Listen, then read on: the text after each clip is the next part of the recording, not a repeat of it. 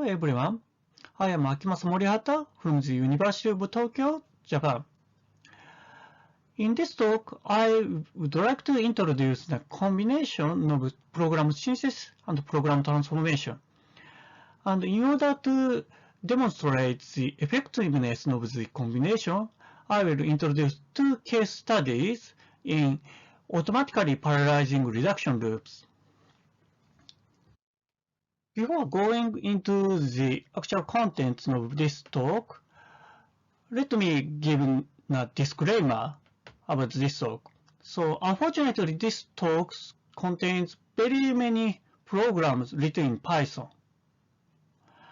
I know here is the FLOPS, the symposium on functional and logic programming. And actually, I am a functional programmer, and so my research is based on a declarative insight. However, in this talk, the restriction to imperative programs is somewhat necessary because it is very difficult to deal with extensive features used in declarative languages, such as recursions and higher order functions and so on. If you are unsatisfactory on this restriction, I would like to invite you for this research area. Okay, let us start this talk. So this talk is about program synthesis. Program synthesis is a task of automatically finding the program that satisfies the user's intention, and the intention can be described many ways, including inefficient program, or a formal specification, input-output examples, and so on.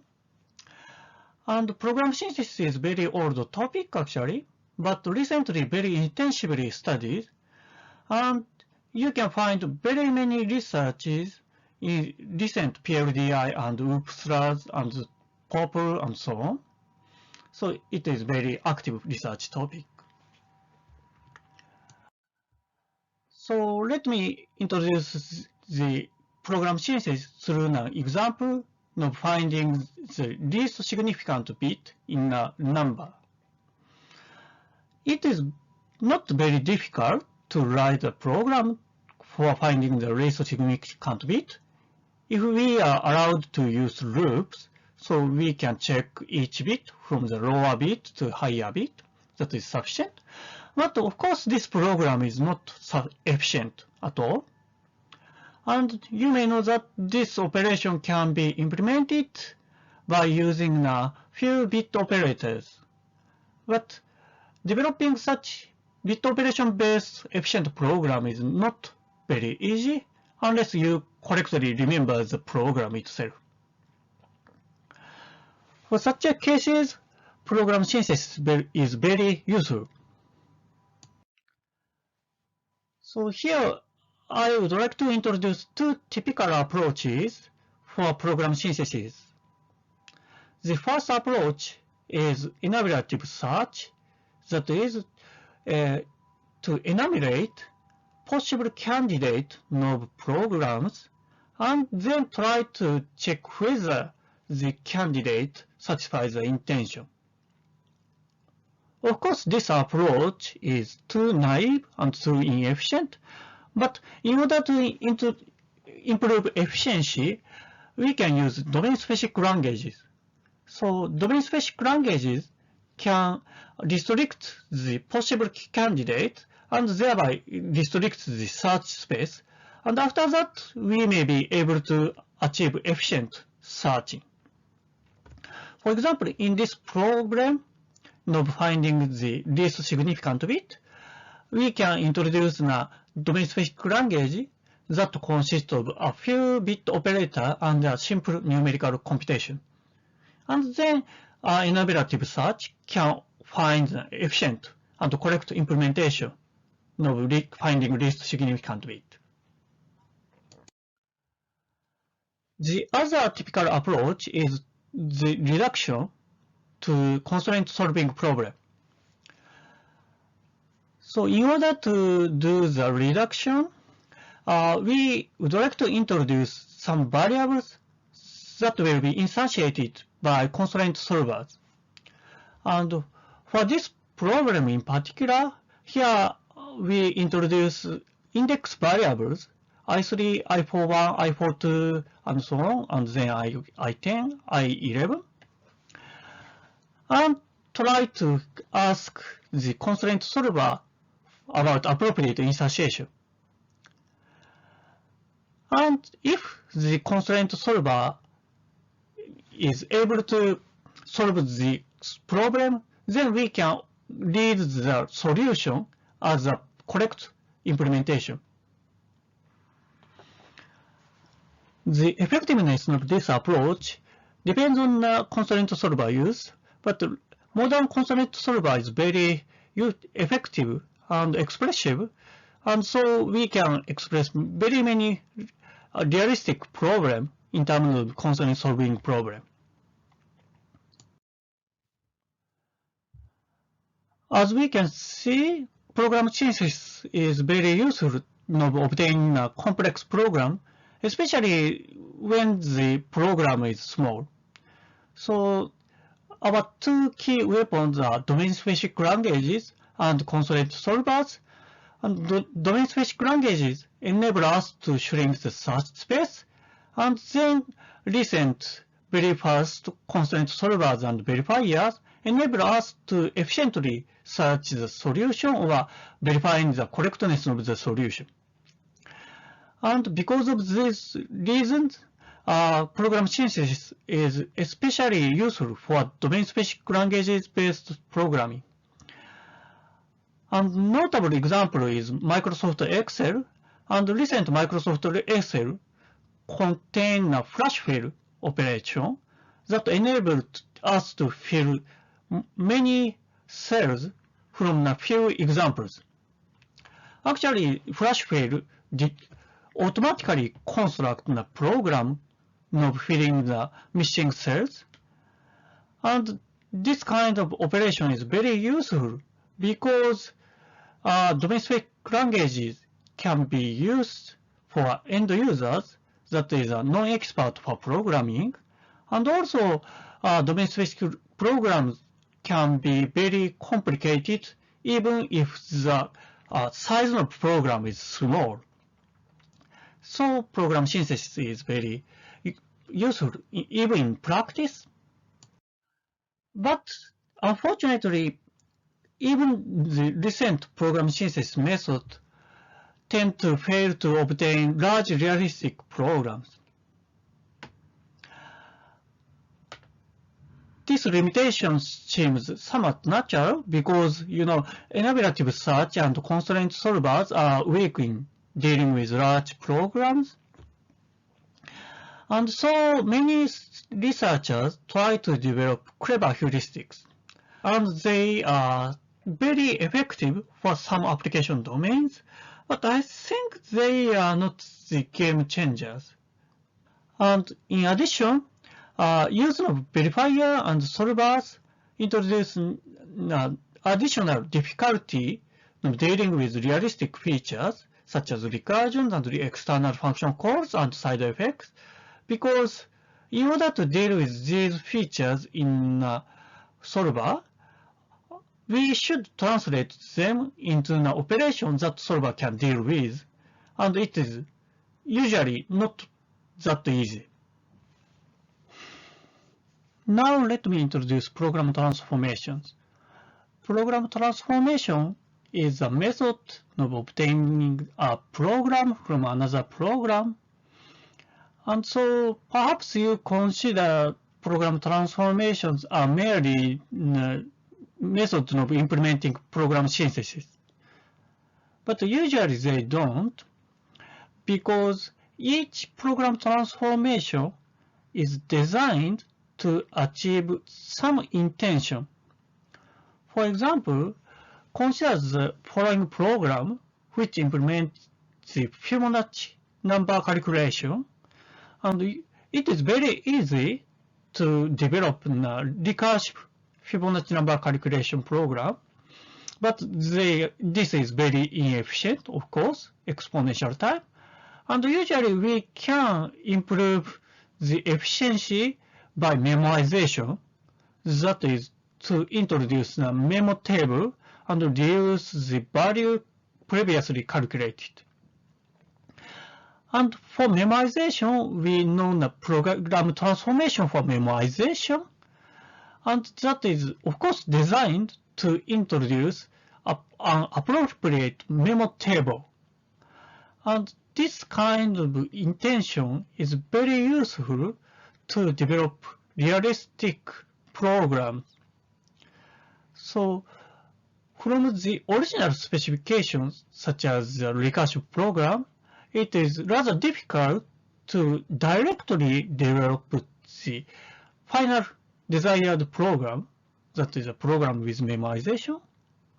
But once we are aware of the applicability of memoization, and once we formalize the memoization transformation, then the transformation enables us to obtain the outline of the desired program. Of course, transformation is not perfect. The outline may contain some missing part, but for such a small missing parts, program synthesis is very effective.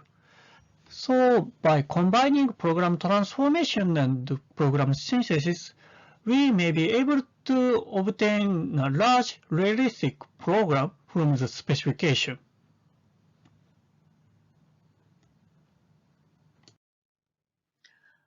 On the rest of this talk, I would like to introduce two case studies of combination of program transformations and program synthesis. And both case studies consider an automatic parallelization of reduction loops. And the first case study is based on the quantifier elimination method, which is a method of implementing constraint solving. And the second case study is based on reverse engineering, which consists of the combination of enumerative search and testing. Okay, before going to the detail of these two case studies, let me introduce the problem of reduction parallelization and the program transformation rules for reduction parallelization. So, parallel reduction, also known as parallel summarization or parallel aggregation, is a key component for efficient data parallel programming, and that enables us to summarize large information into, for example, total value and maximum value, average variances, and so on. The algorithm of parallel reduction is usually not so difficult, so instead of summarizing the whole data in a sequential manner, we first divide the data into a small portion, and then for each portion, we try to summarize in parallel, and then we try to summarize these summaries of each portion. And since this is very useful operation in parallel programming, the parallel reduction is available in most modern parallel programming frameworks, such as OpenMP, MapReduce, and so on. But actually, in most cases, the parallel reduction requires an associative reduction operator. So here we consider the reduction by plus, and since plus is associative, the order of adding value is not affect the final output, so we can independently add each value in a portion. But if the operator is not associative, then we cannot apply this naive summarization algorithm. So this is actually the real problem. So to see the difficulty, let us consider the computation of maximum value. So the upper program uses the binary max operator for summarizing the value in an array. So then we or compiler can understand this is parallel reduction. This can be implemented in parallel reduction because of the associativity of the max operator. But perhaps you write the program differently. You may use a conditional branch for implementing the maximum operation, and it is not that strange program. But for this program, we cannot find any associative operator, and so at least it is not easy for compilers to automatically detect the parallel reduction from this program. For more complex reduction loops, the problem can be more difficult. I don't intend to explain these two programs in detail, but from the overall structure, you can see that the parallelization of these loops are non-trivial. For both cases, you can find that these programs are not the simple summation operation, even though they use plus operator for the reduction. So here, the associativity of plus is not sufficient for parallelizing these computations. And for these complex programs, it is very, very difficult to automatically derive their parallel implementation, even with the recent progress of program synthesis method.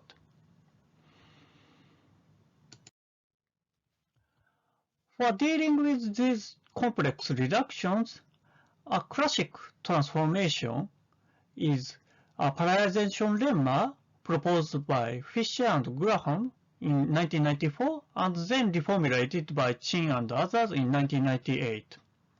The parallelization lemma considers a loop that consists of function f as a summarization operator, and the lemma argues that this loop can be parallelized if f is closed under the composition via another function g. And here, closed under the composition via z means this equation. So this equation says that instead of sequentially applying two f's to a and b, we can calculate the local summary of a and b by z. And if this equation holds, then we can transform the original sequential applications of f into a parallel reduction, and for each portion, we simultaneously apply z operation to calculate the local summary, and then summarizing the summaries by f is equivalent to the original computation. That is the argument of parallelization lemma. So parallelization lemma is very nice in the sense that it captures most parallel reductions. And moreover, it clearly shows a guideline of parallelizing reduction loops, because this lemma argues that it is sufficient to find an appropriate z. But still it is not very easy to automate, because this lemma does not provide any information of the method to obtaining the z. Actually, original research proposes a heuristic rewriting of the program of f to obtain z, but sometimes, yes, that heuristic works, but it seems that the capability of the heuristic rewritings seem limited. We hope more systematic and realistic approach of obtaining z. Now let us review the first case study. The first case study was presented in FLOPS 2010, and this is somewhat old paper, but it is very memorable for me because this FLOPS is my first FLOPS. And the method is based on the parallelization lemma, and the problem is to obtain Z from F. And the idea is to reduce the problem into the constraint solving problem and try to utilize the algorithm of constraint solving. And in particular, we first formulate the problem into this form to eliminate Z, because if Z is present, then the constraint solving problem become higher order, and so this is very difficult problem. And instead, we try to use a first order formulation by introducing a new variable C. So this formula argues that for any A and B, there should exist C, and actually Z is a computation of obtaining C from A and B. And then constraint solver, or in particular quantifier elimination method, to verify this equation. And if the verification is possible, then we try to extract the implementation of Z from the witness. And for the witness, we consider elimination set. Now let me introduce the quantifier elimination and the elimination set. So quantifier elimination is a method of constructing quantifier-free equivalence from a formula having a quantifier.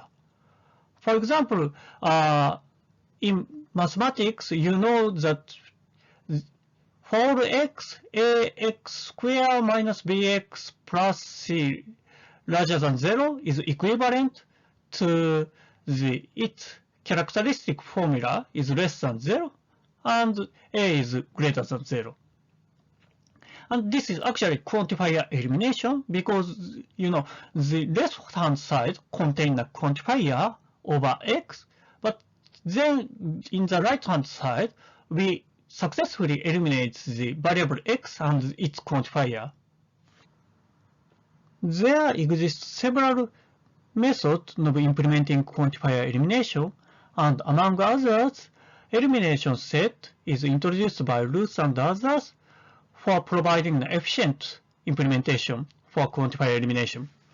And elimination set is essentially a finite test cases for eliminating quantifier.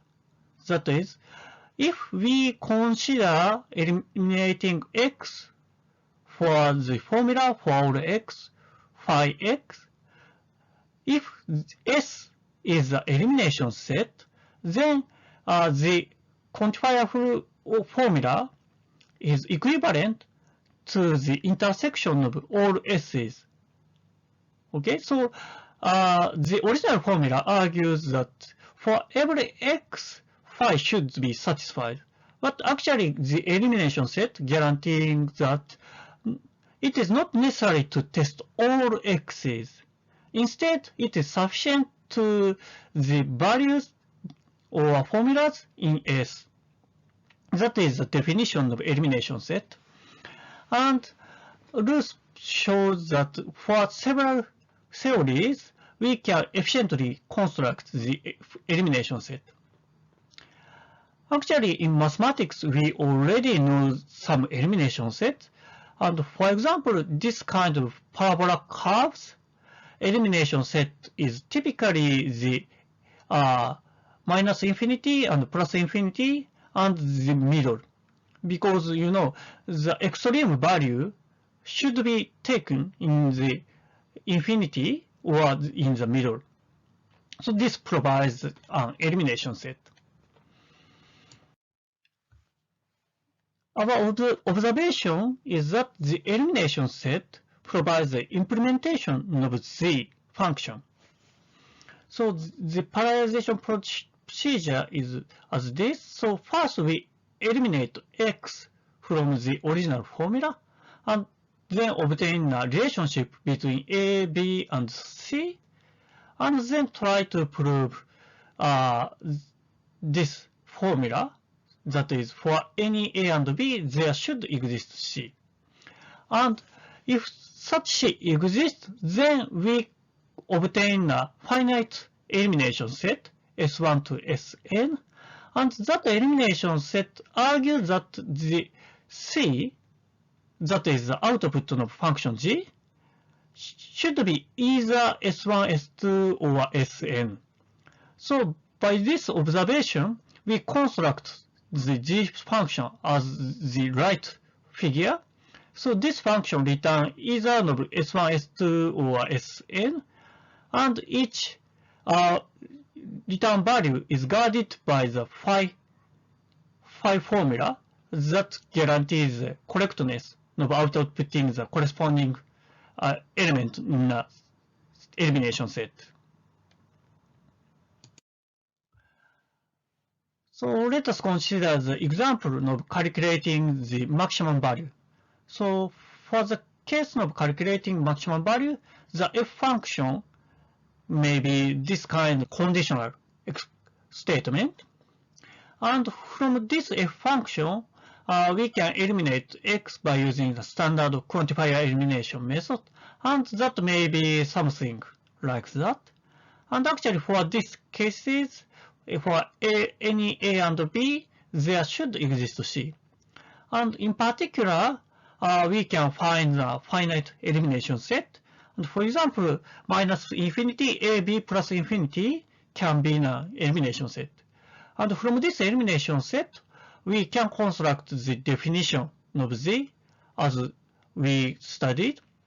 And after simplifying these programs, we can find that actually this Z is equivalent to the calculation of maximum. So we succeeded in the parallelization.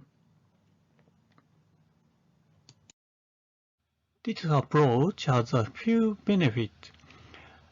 First of all, it has a kind of completeness property in the sense that it is guaranteed to be successful if F is closed under composition and an elimination set can be found. And moreover, since the approach is based on the existing quantifier elimination algorithm, it can be faster when the underlying quantifier elimination algorithm will be faster. Unfortunately, this also has a few weaknesses. First, this has a difficulty of dealing with large problems because quantifier elimination is rather costly procedure even in the context of constraint solving. And in addition, because of its reliance on the elimination set, it is difficult to deal with realistic features. There are several algorithms for finding an elimination set for several theories, but they are currently restricted to clean mathematical structures.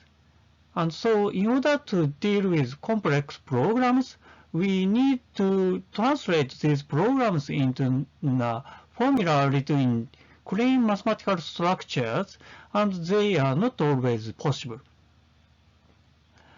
Note that these are typical and common properties of constraint solving based program synthesis. Okay, let us go to the next case study. And the next method was published in PLDI 2021.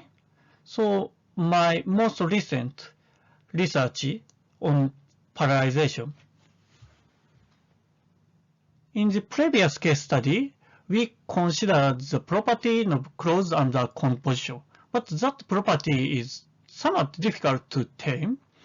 So in this study, we take a simpler approach that is based on linear polynomial over the semi-ring.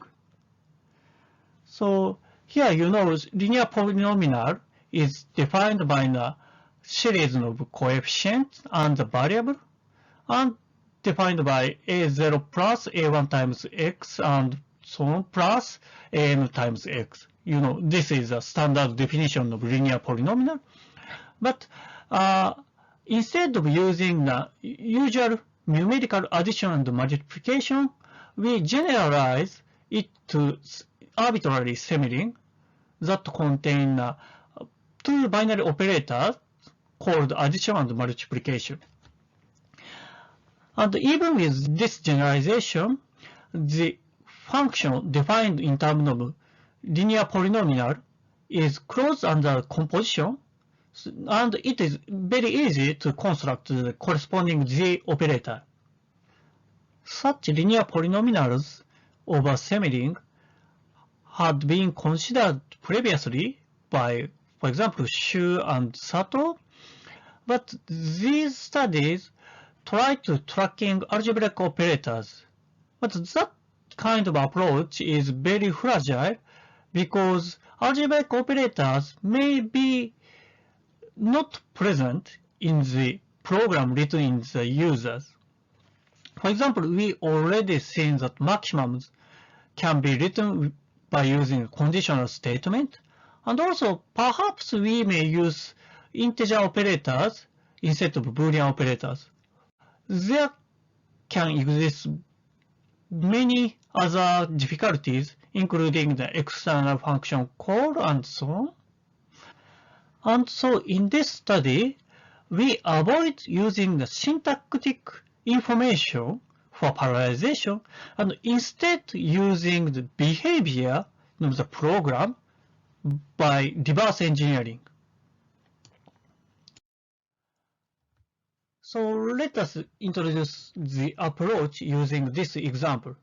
So in this example, the body of loop contains the addition and conditional statement, and our objective is to infer linear polynomial that is equivalent to the body of the loop. So the algorithm firstly enumerate possible semirings and blindly choose one semiring. For example, we may choose the usual numerical addition and multiplication, and then our assumption is that the body of the loop is equivalent to the linear polynomial over addition and multiplication. And if so, we should be able to calculate the coefficient. And by using the algebraic property of addition and multiplication, we can easily infer the coefficient. For example, the value of a0 can be obtained by supplying 0 to x, and then the value of a1 can be obtained similarly.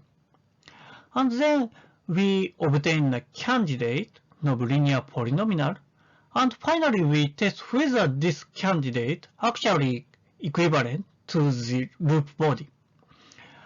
And in this case, a few random testing can be easily reject the candidate because the body of the program is not apparently not the same as the obtained candidate. Then next we consider different semiring, and here we consider the semiring that consists of maximum and numerical addition operator. But in this semiring, the binary maximum operator is the addition of the semiring, and the numerical addition operator is the multiplication of the semiring. Even for this semiring, if the loop body can be expressed by the linear polynomial, then we can parallelize the loop. And in order to detect the linear polynomial, what we should do is to infer the coefficient, and even for this semiring, we can infer the coefficient by proving. For example, a0 can be calculated by supplying minus infinity instead of 0 to x. And similarly, we can calculate a1, and then we would like to test whether the inferred linear polynomial is equivalent to the loop body. For this case, actually the loop body is equivalent to this linear polynomial, so we can successfully parallelize this loop. The parallelization procedure is formalized as follows. So this procedure firstly enumerates every semilink, and then for each semilink do the following two steps. In the first step, the procedure tries to infer the coefficient of the linear polynomial by reverse engineering, that is proving. And in order to obtain the coefficient, algebraic properties play a crucial role. So by utilizing the algebraic properties of semilink, we can efficiently obtain the coefficient. And then the procedure tries to check whether the inferred linear polynomial corresponds to the loop body. For most cases, random tests suffice, because if this linear polynomial does not correspond to the actual loop body, then usually the difference can be immediately found by random testing. In other words, if the linear polynomial passes several hundreds of testing, then with high probability the inferred linear polynomial is equivalent to the loop body. Of course, this approach is inherently unsound because this approach is based on reverse engineering, that is a finite observation of the behavior of the loop body, and in addition, unless using the program verifier, the approach is based on random testing. But this approach is practically very efficient, lightweight, and usually it can immediately derive the linear polynomial, corresponding linear polynomial, if one exists. In addition, we also formalize several auxiliary methods for parallelizing reduction loops, including the loop decomposition methods. And moreover, we found that this approach provides a very modular way for parallelizing nested loops. So this approach has a good applicability for complex loops. In order to evaluate practical effectiveness of the proposed approach, we developed a proof of concept implementation of our algorithm and also collected 74 benchmarks from the literature. Our implementation can detect correct linear polynomials over semilink for 71 over 74 benchmarks. For one benchmark, unfortunately, non-trivial but non-preprocessing was required to deal with. For two benchmarks, our implementation failed to detect correct semilink polynomial, and the failure are due to the unimplemented semilinks. So these two benchmarks respectively require the semilinks for set and bit vectors, and because our implementation only implements a semilink over numerals, so our implementation fails. But we believe that after implementing these semilinks, our algorithm can correctly detect the appropriate semilink polynomials even for these two benchmarks. In summary, our algorithm can conceptually deal with all the existing benchmarks. As a final remark, I would like to argue that program synthesis and program transformations are interesting research area for all of us. So if you are researchers on, in particular, program analysis and program verifications, then analysis and verification techniques can be a very good weapon for developing a new program synthesis and transformation methods. And if you are interested in domain-specific languages, then your knowledge of designing domain-specific languages may lead to further acceleration of program synthesis and transformations. And also, if you are interested in constraint solving problems and solvers, then program synthesis and transformations can be an interesting application of these techniques. So I would like to invite you to this research area, and if you are interested in this research area, I am very happy. Thank you for your attention.